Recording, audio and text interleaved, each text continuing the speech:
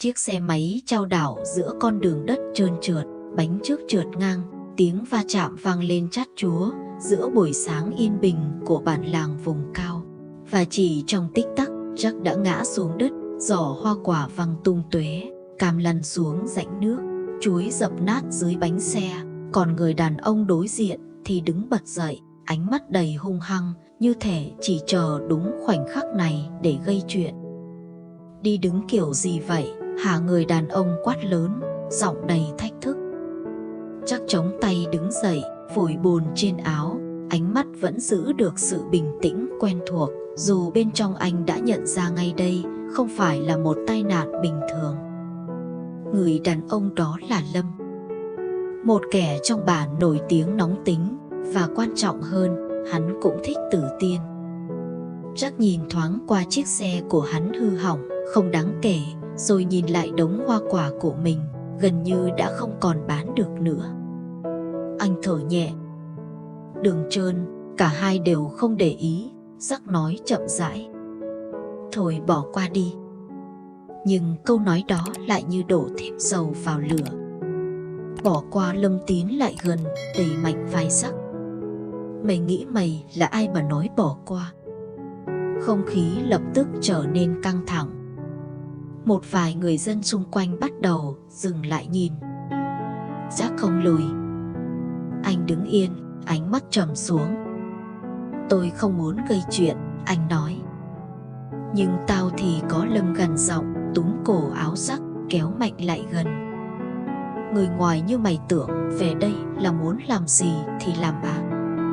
Câu nói đó khiến Jack khựng lại một giây. Người ngoài, từ đó anh đã nghe nhiều lần, nhưng chưa bao giờ mang theo sự khinh miệt rõ ràng như lúc này. Buông ra, Jack nói giọng thấp đi. Không buông thì sao? Lâm cười khẩy, siết chặt hơn. Mày định làm gì tao? Không khí căng như dây đàn, và rồi dừng lại, một giọng nói vang lên từ xa. Tử Tiên chạy đến, thở gấp, khuôn mặt hoảng hốt khi nhìn thấy cảnh tượng trước mắt. Jack bị túm cổ áo, hoa quả văng đầy đất, còn Lâm thì đang như muốn lao vào đánh bất cứ lúc nào. Anh làm cái gì vậy hả? Cô lao tới, kéo tay Lâm ra. Buông anh ấy ra. Lâm nhìn cô, ánh mắt dịu đi một chút, nhưng vẫn còn đầy bực tức. Tiên, em tránh ra, hắn nói. Chuyện này không liên quan đến em. Không liên quan. Tử Tiên tức giận. Anh ấy là người của em. Câu nói đó khiến cả không gian như lặng đi một nhịp. Jack nhìn cô. Lâm cũng vậy. Nhưng ánh mắt của hai người hoàn toàn khác nhau. Jack lặng lẽ, còn Lâm tức giận đến đỏ mắt. Người của em, hắn lặp lại, cười nhạt. Em chọn thằng này. Một thằng phá sản, chạy xe ôm, sống nhờ ở bản. Tử Tiên siết chặt tay. Anh không có quyền nói vậy. Có đấy. Lâm tiến lại gần, giọng lạnh đi. Vì tao là người trong bản. Còn nó, hắn chỉ tay vào Jack, chỉ là thằng ngoài đến đây bám víu. Jack không nói gì, nhưng ánh mắt anh đã thay đổi. Không còn chỉ là bình tĩnh, mà là lạnh. Anh nói đủ chưa? Jack hỏi. Lâm quay sang. Chưa, hắn cười khẩy. Tao còn chưa dạy mày biết cách sống ở đây. Hắn vừa dứt lời thì có chuyện gì ở đây? Giọng nói trầm vang lên. Trưởng thôn xuất hiện. Mọi người xung quanh lập tức giạt ra. Lâm liền buông Jack, lùi lại một bước, nhưng ánh mắt vẫn không rời. Cháu chào bác, hắn nói nhanh. Trưởng thôn nhìn quanh, ánh mắt dừng lại ở Jack, rồi ở đống hoa quả dưới đất. Xảy ra chuyện gì? Lâm lập tức lên tiếng trước. Nó đi ẩu đâm vào cháu, hắn nói giọng đầy chắc chắn. Làm hỏng xe cháu. Jack nhíu mày. Không đúng. Cậu im đi, trưởng thôn cắt ngang, ánh mắt nghiêm lại. Để người trong bản nói. Câu nói đó như một nhát dao. Tử Tiên lập tức phản ứng. Bác, không phải vậy. Tiên, trưởng thôn nhìn cô. Cháu đứng sang một bên. Không khí trở nên nặng nề. Trác đứng đó một mình giữa rất nhiều người, nhưng lại như bị tách ra. Cậu là người ngoài, trưởng thôn nói chậm rãi. Về đây sống thì phải biết điều. Trác siết nhẹ bàn tay. Cháu không sai. Đúng hay sai không quan trọng, trưởng thôn đáp. Quan trọng là cậu đã va chạm với người trong bản. Một vài người bắt đầu xì xào. Tử Tiên nhìn Trác, ánh mắt lo lắng. Cháu muốn cậu xin lỗi, trưởng thôn nói. Im lặng, gió thổi qua. Lá cây xào xạc. Trác đứng yên. Ánh mắt anh nhìn thẳng. Cháu không xin lỗi vì cháu không làm sai. Không khí như đông cứng. Lâm bật cười. Nghe rõ chưa hắn nói lớn. Thằng này còn cứng đầu. Trưởng thôn nhíu mày. Cậu đang làm khó tôi đấy. Trác không đáp. Nhưng anh không lùi. Và rồi, không đúng. Một giọng nói vang lên từ phía sau.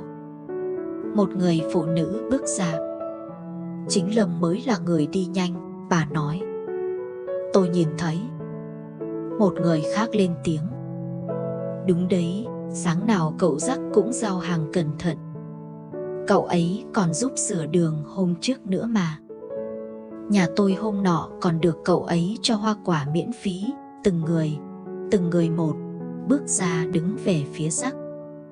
Không ồn ào, không kịch tính, nhưng đủ mạnh để thay đổi tất cả. Tử Tiên nhìn quanh, mắt mở to. Cô không ngờ mọi người lại đứng ra vì anh. Lâm bắt đầu mất bình tĩnh. Các người nói cái gì vậy, hắn gắt lên. Nhưng lần này không ai lùi. Trưởng thôn im lặng. Ánh mắt ông thay đổi. Chậm rãi nhìn Trác, rồi nhìn dân làng. Một điều gì đó đang vượt khỏi tầm kiểm soát của ông. Còn Trác vẫn đứng đó, không nói gì. Nhưng lần này anh không còn một mình nữa. Không khí trong bản như bị nén lại sau khi từng người dân đứng ra bênh vực Trác. Những lời nói không lớn nhưng đủ khiến tất cả thay đổi. Và lần đầu tiên kể từ khi trở về nơi này, Trác không còn cảm giác mình là kẻ ngoài cuộc nữa. Nhưng chính điều đó lại khiến tình hình trở nên căng thẳng hơn bao giờ hết. Trưởng thôn đứng im vài giây, ánh mắt đảo qua từng người dân, rồi dừng lại ở Lâm cháu mình, người đang đỏ mặt vì tức giận. Đủ rồi, ông nói chậm rãi, giọng không còn cứng như trước. Chuyện này để tôi xem lại. Bác, Lâm bật lên, không tin nổi. Bác tin mấy lời này à? Im đi, trưởng thôn quát, lần đầu tiên giọng ông cao lên. Cháu làm lớn chuyện đủ rồi. Không khí trùng xuống. Lâm siết chặt tay, ánh mắt vẫn không rời Trác. Cháu không phục, hắn gằn giọng. Nó chỉ là người ngoài.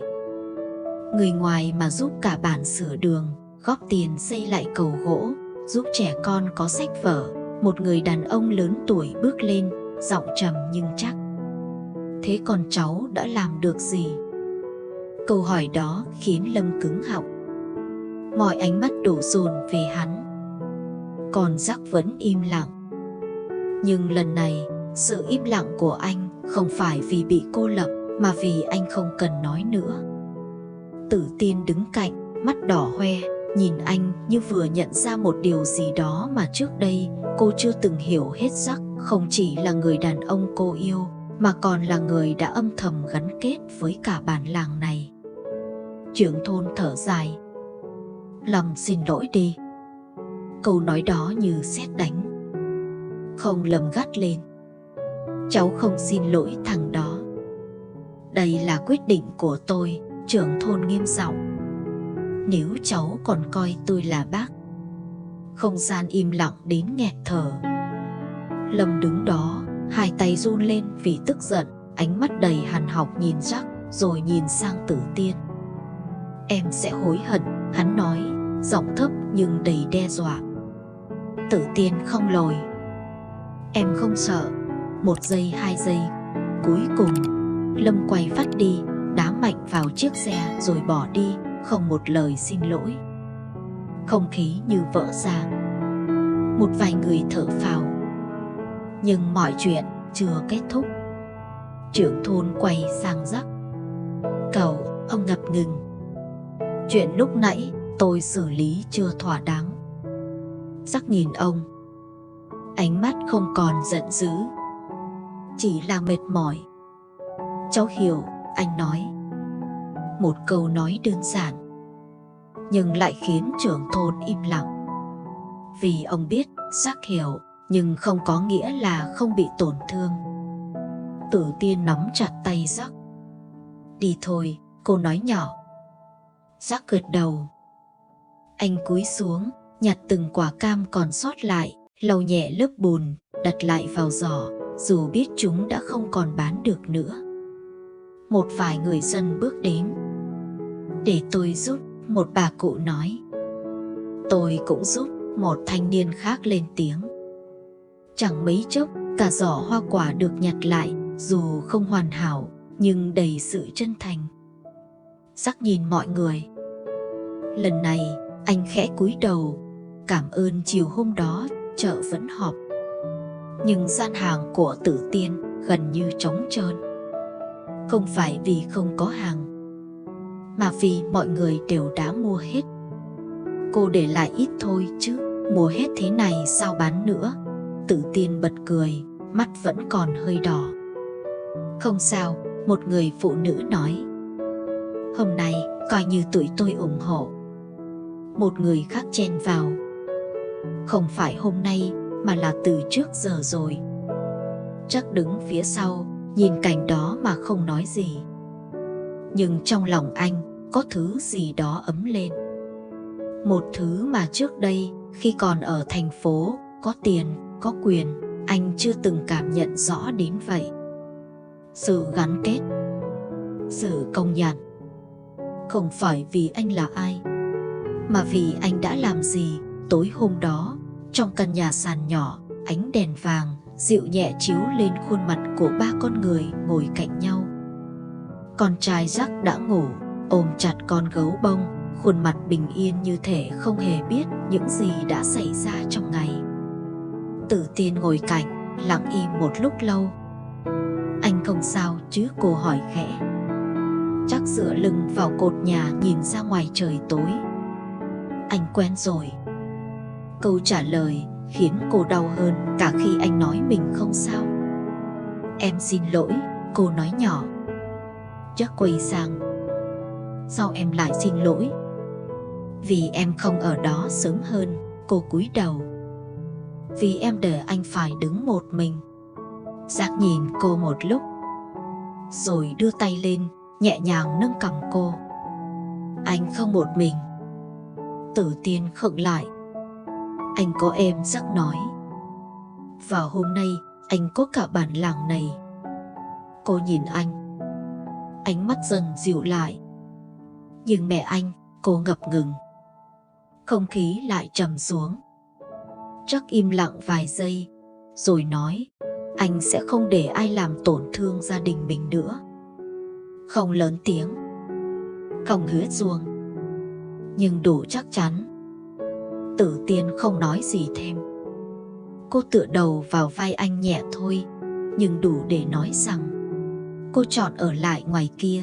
Gió đêm thổi qua núi, bản làng trở lại yên bình.